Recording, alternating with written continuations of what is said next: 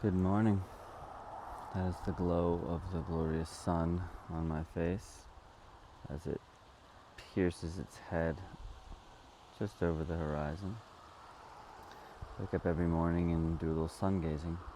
It's a beautiful time to wake up. Things are quiet. Work, internet stuff is kind of not happening. Ducks are out foraging, eating bugs. Just let the goats out. And there's a certain rhythm to life that's just there at the undercurrent, and we can try to force it, we can try to control it and change it. We can go inside air-conditioned boxes and act like it doesn't exist.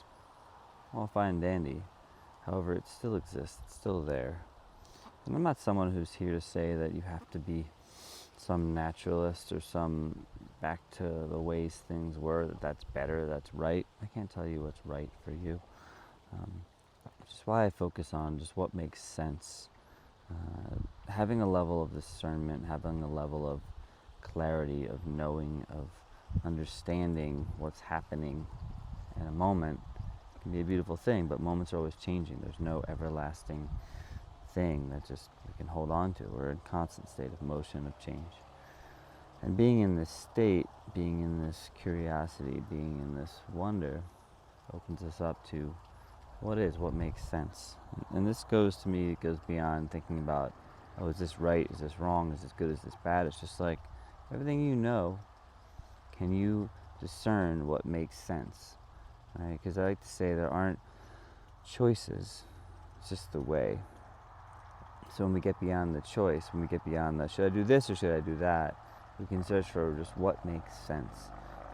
When we're hosting our sacred rest retreats and people are trying to get clarity on life, we're not giving them the answers. I'm never trying to give advice. Oh, you should do this, or you got to do that. And understandably, in the social media world, that's how people get clicks. It's like, you got to do this. If you don't, it's like all this very almost aggressive marketing to get people to watch the video and pull them in. So we try to offer at our sacred rest retreats, and you can kind of see here we got our beautiful composting toilet, the outdoor tub, very nice little glamping tent. People come here and they get to just rest from all the noise, rest from the character that they feel like they have to play, rest from the idea that they have to be something in order to just exist, right? In our world, it's so common. It's like, oh, if I want to be something, if I want to live, I need to, be this person. I need to have this job. I need to make this amount of money, and in doing so, people end up just getting lost into being able to hear and being able to kind of discern what actually makes sense. They end up just trying to be something beyond what they are, which is nothing. And if this sounds kind of out there or philosophical, sure, words equate that. Words make us, come into fruition, right? They try to solidify things that can't be solidified. It's the same thing with recording a video. When I'm creating content, I'm just letting my voice speak, right? I'm just letting things out, and if something resonates with you, great.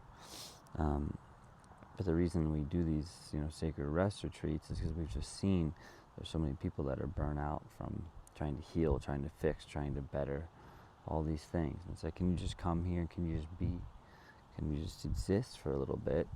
And then, when you go back to your life, maybe some things just naturally start to change, but the changes aren't these massive, wild, crazy changes. And Ash and I were just talking about this, how as somebody in this space, whatever space, the development, the spiritual space, which we do try to avoid those terms and try to even avoid the space entirely. But as somebody that might be grouped into that space, I see how easy it is for people to desire to create these mind-blowing, life-changing, wild experiences, because it seems to be that that's what people want, right? Like, oh, I want to come somewhere, spend money, I want to invest in myself, I want to have the most amazing time, and leave feeling like my life was totally transformed and changed.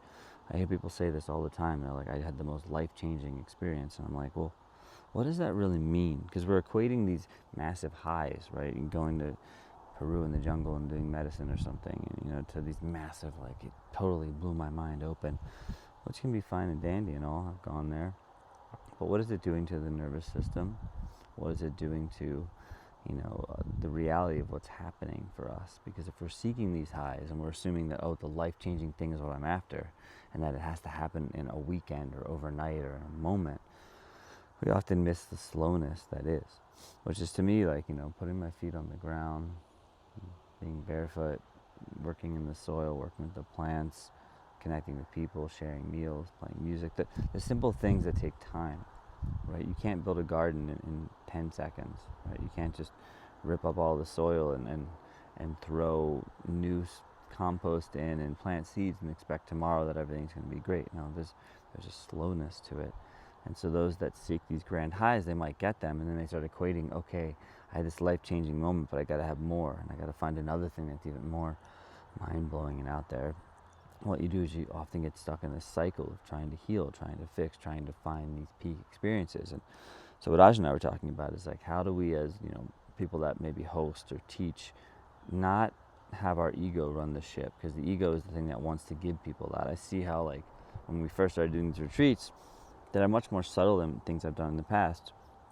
I was like, of course my ego wants people to walk away like, oh my God, that was amazing, you changed my life. And then it starts to get, it can get a little bit weird, because then there becomes this hierarchy of like, you did something, you're the healer and the teacher. And I see this in the space a lot, where people start being like, I'm going out there, I'm changing people's lives, and I'm making them better, and like, I'm the chosen one or whatever. And then we start to, in doing that, create more of this separation, create more of this like guru kind of facade thing going on. And so we're always looking at, okay, what are we saying? How are we sharing? How can we not try to come from that place? Because it's easy to want to give people the quick fix. But from our experience, I'm not saying you can, how do I know?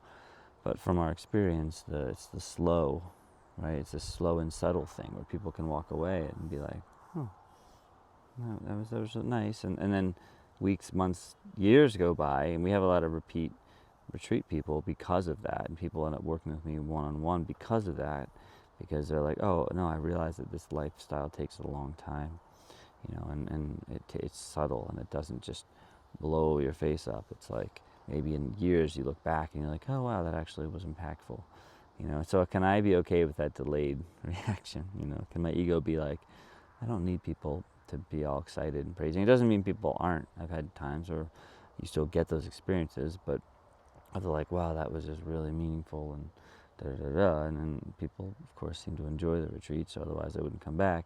However, we're not trying to give people that life-changing, mind-blowing thing, because I just know too well that what that actually leads to. And the people that are seeking the mind-blowing, changing, life-altering thing often just keep seeking it, and eventually they find somebody else who's giving you the even more life-changing, more mind-altering thing. And the truth is that what we do, we say magic in the mundane.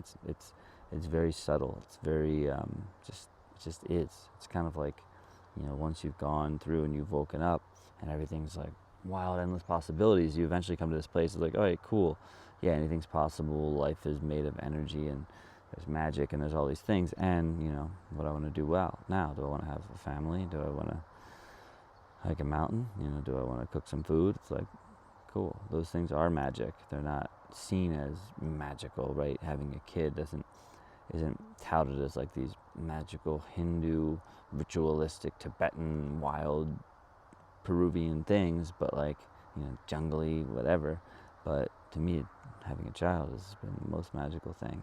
And it's every day. It's those little subtle magics that just keep growing. So whatever it is that you desire to create, or to be, or to exist as, great, I'm sure you'll find it. And yet, in this world, it's already there.